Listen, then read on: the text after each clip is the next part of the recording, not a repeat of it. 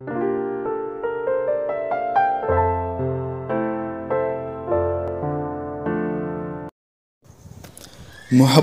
دنیا کے علاوہ اگر ہمارا اور کوئی گناہ نہ بھی ہو پھر بھی ہم دوزخ کے حقدار ہیں۔ رہنے کے لیے مکان، پہننے کے لیے لباس اور پیٹ بھرنے کے لیے روٹی اور بیوی دنیا داری نہیں۔ دنیا داری یہ ہے کہ دنیا ہی کی طرف منہ ہو اور اللہ کی طرف پیٹھ۔ دنیا دار دنیا کے پیچھے دوڑ رہے ہیں اور دنیا اہل اللہ کے پیچھے۔ مخلوق تین طرح کی ہیں: فرشتہ، شیطان اور انسان۔ فرشتہ خیر ہی خیر ہے اور شیطان شر ہی شر ہے۔ انسان مخلوط ہے جس میں خیر و شر دونوں ہیں۔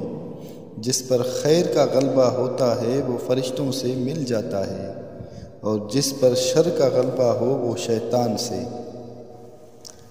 مومن اپنے اہل و عیال کو اللہ پر چھوڑتا ہے اور منافق زر و مال پر۔ اپنی مصیبت کو چھپاؤ، اللہ تعالیٰ کی قربت نصیب ہوگی۔ ذکر جب قلب میں جگہ بنا لیتا ہے تو بندہ اللہ تعالیٰ کی یاد میں دائمی مشغول ہو جاتا ہے، چاہے اس کی زبان خاموش ہو۔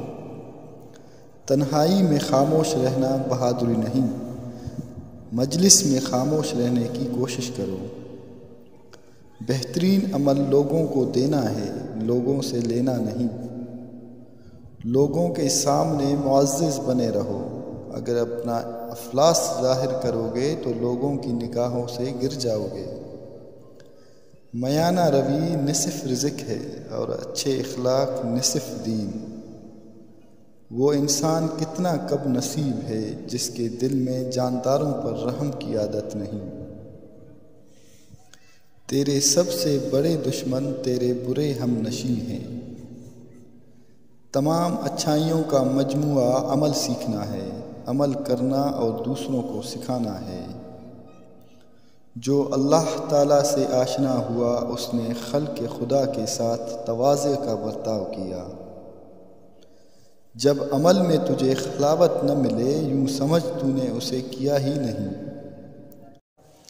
جب تک تیرا اترانا اور غصہ کرنا باقی ہے خود کو اہل علم میں شمار نہ کر۔ ظالم اپنے ظلم سے مظلوم کی دنیا خراب کرتا ہے اور اپنی آخرت۔ عقل مند پہلے قلب سے مشورہ کرتا ہے پھر زبان سے بولتا ہے۔ اس بات کی کوشش کر کہ گفتگو کا آغاز تیری جانب سے نہ ہو، تو صرف جواب دینے والا ہو۔ جسے کوئی ایذا نہ پہنچے اس میں کوئی خوبی نہیں۔ بے ادب خالق و مخلوق دونوں کا معدوب و مغضوب ہے۔